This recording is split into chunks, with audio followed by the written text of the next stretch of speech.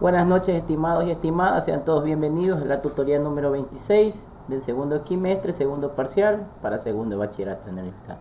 El tema de esta semana es interacción gravitatoria. El objetivo, el mismo de todo este parcial, que es comprender la importancia de aplicar estos conocimientos de la física para satisfacer siempre los requerimientos del ser humano a nivel local, mundial, y plantear siempre soluciones a los problemas locales generales en los que se enfrenta la sociedad. Como ya saben, su humilde servidor, el licenciado Carlos Hidro. Espero que estemos un poquito mejor, tratemos de superar esto, vuelta del encierro, el semáforo rojo que estamos, pero bueno, al mal tiempo buena cara. Cuando nosotros hablamos de interacción gravitatoria, siempre nace algunas interrogantes, que desde tiempos de los físicos, en tiempos remotos, siempre ha habido esos planteamientos. Entonces, entre la Tierra y el Sol siempre se ha creído o se cree, o en la actualidad es evidente, que existe una distancia de varios de millones de kilómetros, varios millones de kilómetros. Entonces, siempre la gente se ha preguntado, hasta los físicos, ¿cómo es entonces posible que la Tierra lleve millones de años orbitando en torno a él? ¿A qué se debe que la Tierra gire alrededor del Sol? ¿A qué se debe que se encuentre realizando una trayectoria elíptica, ¿no? Como ya habíamos visto eso en las leyes de Kepler. Entonces fue Newton quien postuló la existencia de una fuerza a distancia, una fuerza a una distancia de millones de miles de kilómetros entre la Tierra y el Sol, que es la que explica este dicho movimiento de atracción, al que él le llamó fuerza gravitatoria, ¿sí? Él le denominó fuerza gravitatoria. Aquí con el puntero láser les voy a poner. Miren, fuerza gravitatoria. Entonces, él propuso una ley de gravitación universal. Newton, con esta ley universal, dio una respuesta racional a esta pregunta que todos se plantean y todos nos planteamos hasta en la actualidad, el por qué el comportamiento de los planetas descritos por las leyes de Kepler. Ya como ustedes sabían que las leyes de Kepler eran al inicio unos teoremas que no tenían validez, unos teoremas de error, pero con el paso de los tiempos se dieron cuenta en que en realidad esas leyes tenían validez, incluso que partieron de errores, ¿sí? Porque las leyes de Kepler partieron de unas premisas que eran errores, pero sin embargo en la actualidad ya nos hemos dado cuenta, gracias a la tecnología que tenemos, gracias a la física, como son los telescopios, las estaciones espaciales, ¿sí? Y todo lo que estudia el espacio, los astrofísicos, ¿no es cierto?, que se encargan de observar el movimiento de los astros. Entonces ya se ha podido uno percatar que existen estas trayectorias elípticas de algunos satélites o algunos planetas alrededor de astros, ¿no es cierto? Porque no solo tenemos nuestro sistema solar, existen miles y miles de sistemas solares que tienen o que realizan esa interacción gravitatoria, ¿sí? Esa interacción o fuerza gravitatoria de la ley de gravitación universal. Básicamente la ley de gravitación universal de Newton fue establecida por el físico y matemático inglés Isaac Newton en 1686, ya que él formuló una expresión de la fuerza de atracción gravitatoria, ¿sí? Una fórmula que nos ayuda a calcular. Y esa fuerza gravitatoria era básicamente entre dos partículas, denominada ley de la gravitación universal. Aquí les he puesto con resaltador verde que era lo que decía esa famosa ley de la gravitación universal. Esa ley indicaba que dos partículas materiales, cuando se refiere a dos partículas, no importa el tamaño, si son partículas minúsculas o si son partículas sumamente grandes o extensas, como por ejemplo los planetas, el Sol, ¿no es cierto?, o las galaxias, cualesquiera del universo, dice, dos partículas materiales cualesquiera del universo, se atraen entre sí con una fuerza directamente proporcional al producto de sus masas. O sea, como existe una atracción entre esas dos partículas o dos objetos, va a ser proporcional al producto. Cuando hablo de producto, a la multiplicación del valor que tenga las masas de cada una de esas partículas. E inversamente proporcional al cuadrado de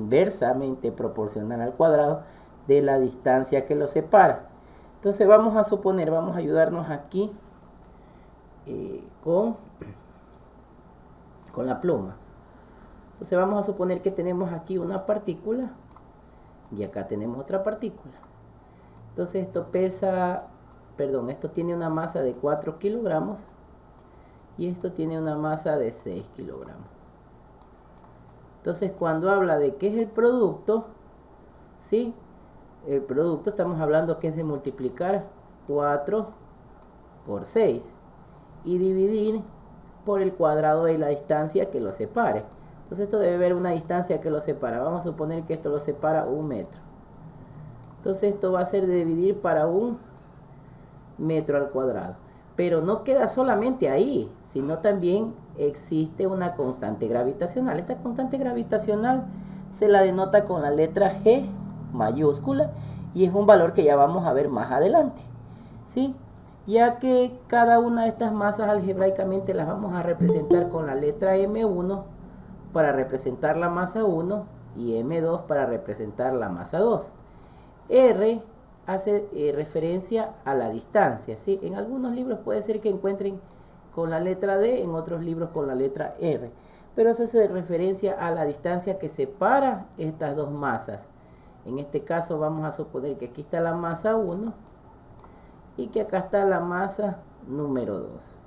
Y la distancia que lo separa va a ser R, o en algunos textos va a ser que le encuentren con la letra D. Significa lo mismo. Entonces aquí esta ecuación que nos ha dejado, o esta fórmula que nos deja, vamos a ver de nuevo con el puntero láser, nos dice que la fuerza de atracción entre la masa 1 y la masa 2 es igual a menos esta constante gravitacional multiplicado por la masa 1 por la masa 2 sobre la distancia al cuadrado que haya desde la masa 1 a la masa 2. Y esto U que dice aquí es porque está multiplicado por el vector unitario para poder tener una dirección y un sentido. Pero sabemos que todos estos vectores unitarios lo único que nos ayudan es a poder convertir en un sistema de referencia y convertirlo en un sistema unitario. Pero podemos obviar esto del vector unitario y solo quedarnos con la parte que se encuentra marcada con color rojo. Y si fuera de la fuerza de atracción, ya no de la masa 1 a la 2, sino fuera de la masa 2 a la 1, la ecuación continúa siendo la misma. Lo único que me va a cambiar es el vector unitario, que ahora el vector unitario va a ser de 2 a 1, de la masa 2 a la masa 1. En otras palabras, la fuerza de atracción de la masa 1 a 2 es igual a menos la fuerza de atracción de 2 a 1. Esto prácticamente está demostrando toda acción es igual a una reacción con signo contrario, lo que veíamos en las mismas leyes de Newton. Pero ya vamos más adelante a deducir la expresión sin vectores unitarios ya para poderla trabajar con ejercicios. Entonces, de la gravitación universal o de esa expresión anterior podemos extraer algunas conclusiones. La primera conclusión, y yo diría que es la más importante, la masa es la propiedad de la materia que origina la existencia de fuerzas gravitatorias atractivas entre los cuerpos.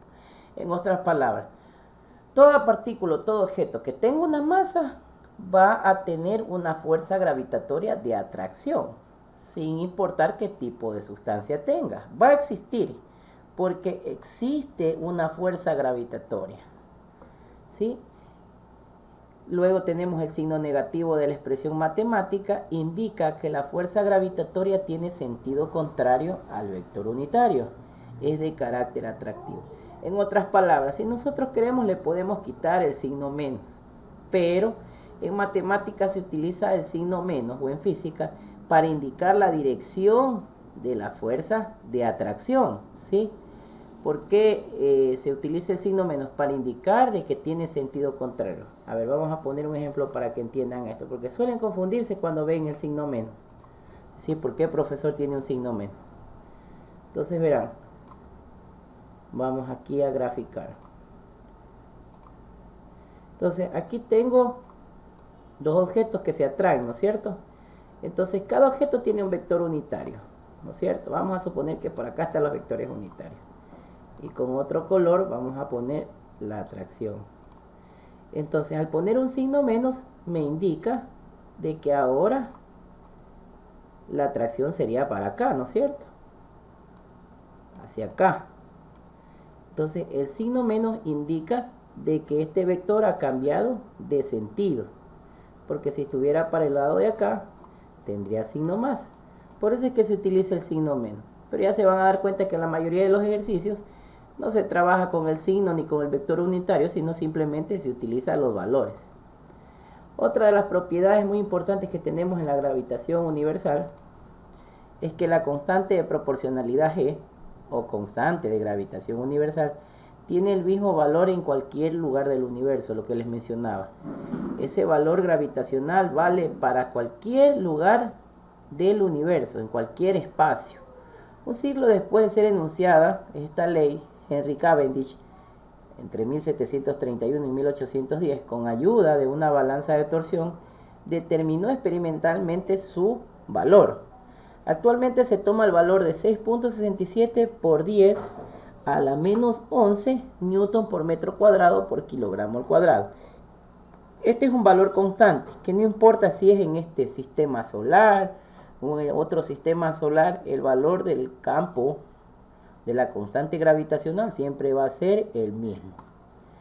¿Y por qué se utiliza este menos a las 11?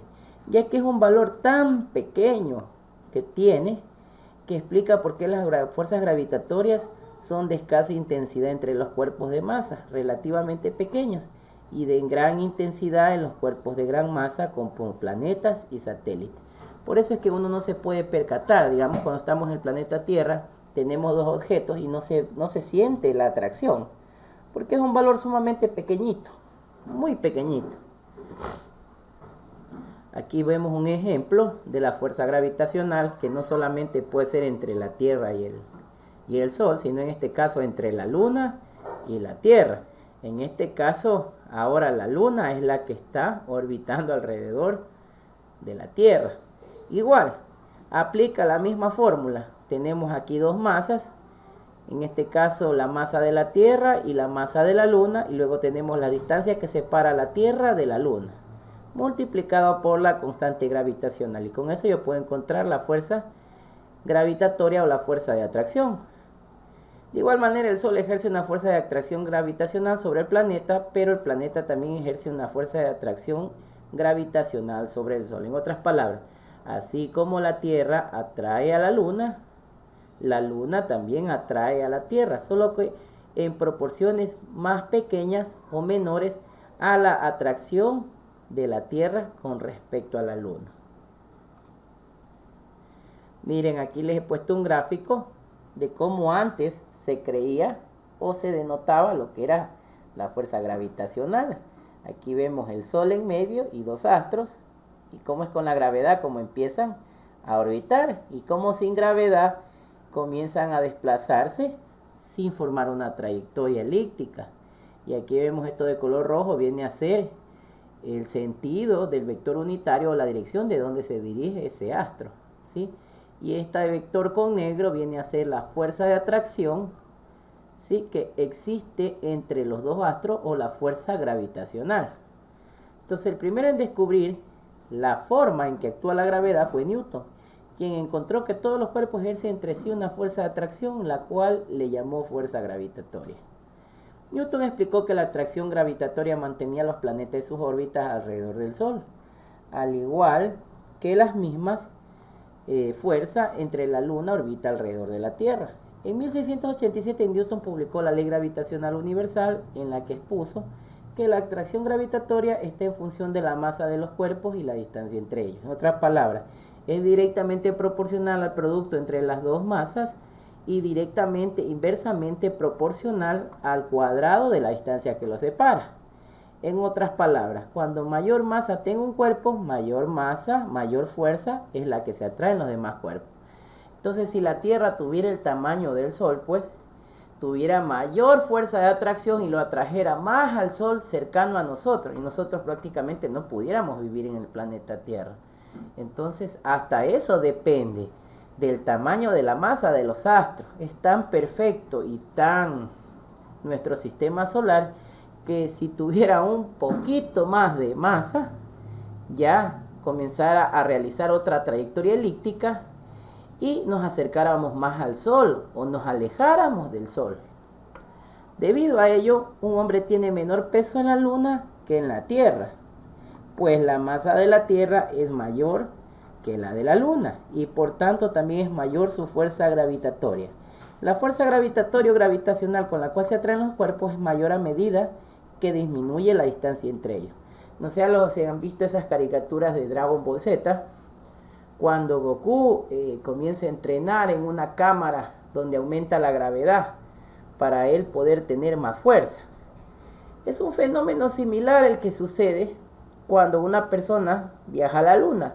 Debido a que la Luna tiene menor gravedad, los astronautas se van a sentir con menos peso, con menos fuerza de atracción gravitatoria hacia la Luna. Y lo mismo sucedería si viajaran a otros astros más pequeños, como a un transbordador espacial, que es un astro o una partícula muy pequeña. En cambio, si un astronauta, por ejemplo, viajara a Marte o Júpiter, que son planetas que cuadriplican o son 10 veces más grandes que el planeta Tierra, esos astronautas no podrían ni siquiera levantarse del suelo, porque su cuerpo no estaría enseñado a soportar con tanto peso. Entonces vamos a suponer que una persona hipotéticamente pesa 60 kilos. Cuando vaya a Marte, su cuerpo sentiría como que pesara unos 240 kilos. Entonces es imposible levantarse. Entonces para eso necesitaría algún tipo de tecnología que logre modificar esta fuerza gravitacional y pueda desplazarse por estos planetas. Por eso tampoco es posible la vida en otros planetas que no tengan la misma dimensión de proporcionalidad de masa que tiene la Tierra. Aquí les he puesto cada una de las variables, ¿sí? En otras palabras, cada una de las magnitudes vectoriales y escalares que están asociadas a la fuerza gravitacional. En otras palabras, la fuerza gravitatoria o la fuerza gravitacional universal de Newton siempre va a ser igual a la constante gravitacional G multiplicado por la masa 1 por la masa 2 y dividido para la distancia al cuadrado, donde F es la fuerza que se mide en Newton, ¿sí? Y se representa en el sistema internacional con la letra N de Newton. Luego tenemos el valor de la gravitación universal, que es de 6.67 por 10 a la menos 11 Newton por metro cuadrado sobre kilogramo al cuadrado, que es un valor universal para cualquier sistema dentro de nuestro universo, dentro de nuestra galaxia. Se representa por la letra G mayúscula y su unidad del sistema internacional es el Newton por metro al cuadrado por kilogramo al cuadrado. Luego las masas del cuerpo se representan como M1 y M2. Su unidad de medida es el kilogramo, ya que las masas se miden en kilogramos. Y la distancia que hay entre los centros de gravedad de ambos cuerpos con la letra D, o como les decía, en algunos textos se representa también con el vector de desplazamiento o la letra R. Su unidad de medida es el metro y en el sistema internacional se representa por la letra M. Aunque también abajo les he puesto otra tablita para otro sistema de medida, ya no el sistema, donde también puede verse no en Newton, sino también en Dina. Pero esto es para que tengan ustedes conocimiento. Pero la que da el sistema internacional es los Newton, ¿sí? Los Newton, entendiéndose eso. Vamos a suponer entonces que si quisiéramos saber cuánto mismo es que vale la constante gravitacional, entonces aquí les voy a poner. Entonces me dice que me vale 6.67 por 10 a la menos 11. Entonces vamos a convertir de este número de notación científica a un número cualquiera, ¿no? Entonces estamos hablando que esta comita la vamos a correr hacia la izquierda. Significaría que deberíamos poner 11 ceros. 1, 2, 3, 4, 5, 6, 7, 8, 9, 10. 10 ceros más el 6, 11, ¿sí? Y ahora sí. Este sería el valor de la constante gravitacional. 0.0000000000667. Valor difícil de pronunciar, ¿no?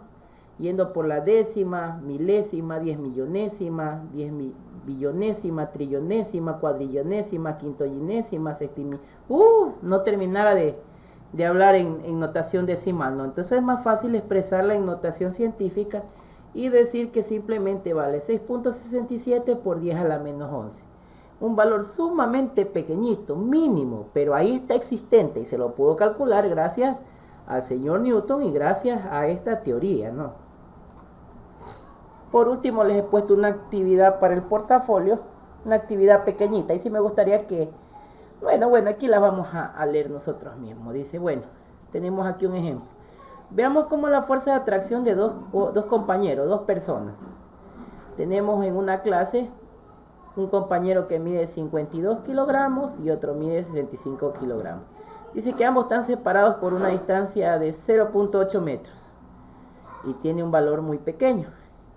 Entonces la comprensión es que entre estas dos masas existe una fuerza de atracción, ¿no? La fuerza gravitatoria, que depende de dichas masas y de la distancia que los separe. Como los valores son muy pequeños, pues prácticamente el valor de atracción va a ser muy pequeñito. Entonces vamos a sacar los datos. Como datos tenemos la masa 1, 52 kilogramos, la masa 2, 65 kilogramos, la fuerza gravitacional o gravitatoria es 6.67 por 10 a la menos 11 newton por metro al cuadrado por kilogramo al cuadrado, y la distancia D o R de 0.80 metros. Entonces vamos a aplicar la fórmula, ¿sí? Aplicamos la fórmula y aquí nos damos cuenta que al aplicar la fórmula los vectores unitarios desaparecen y el sentido queda todo con positivo, ya es necesario poner el signo negativo. Entonces la fuerza va a ser igual a la constante gravitacional por la masa 1 por la masa 2 y dividido para la distancia. Reemplazamos, kilogramos con kilogramos se van, metros con metros se van, y nos queda un valor de 3.5 por 10 a la menos 7 newton. Un valor sumamente pequeñito, que casi ni se lo pudiera percatar de que existe esa atracción. Sin embargo, esa atracción está ahí presente. Entonces la comprobación es que la distancia debe ser muy pequeña para que la fuerza gravitatoria sea apreciable. En otras palabras, para poder sacar un valor o para decir que la fuerza de atracción es un valor mayor, no tan ínfimo, la distancia tiene que ser muy pequeñita de separación. Entonces mientras más estén cercanos los cuerpos, va a haber mayor fuerza de atracción. En otras palabras, si la Luna estuviera más cerca de la Tierra, existiera mucha atracción, tanto así que la Luna podría chocar con la Tierra. Lo mismo el Sol con la Tierra. Si la Tierra estuviera más cerca del Sol, la Tierra chocara con el Sol. Por eso es que siempre los astros o los astrónomos y los de la NASA están pendientes a ver qué sucede con el movimiento de los astros. Porque un leve movimiento o cambio en la órbita y ya sería una catástrofe a nivel, ¿qué se puede decir? Una catástrofe de magnitudes universales que pueda suceder. Por último, les dejo las referencias de donde se obtuvo esto en las páginas 211 y 212 del libro. Y eso ha sido toda la tutoría. Voy a dejar de compartir la pantalla para ver si existe alguna preguntita. Entonces, ¿sí está entendido qué es la fuerza gravitatoria y qué es la fuerza gravitacional? ¿Tengo alguna pregunta, Doria, Maribel?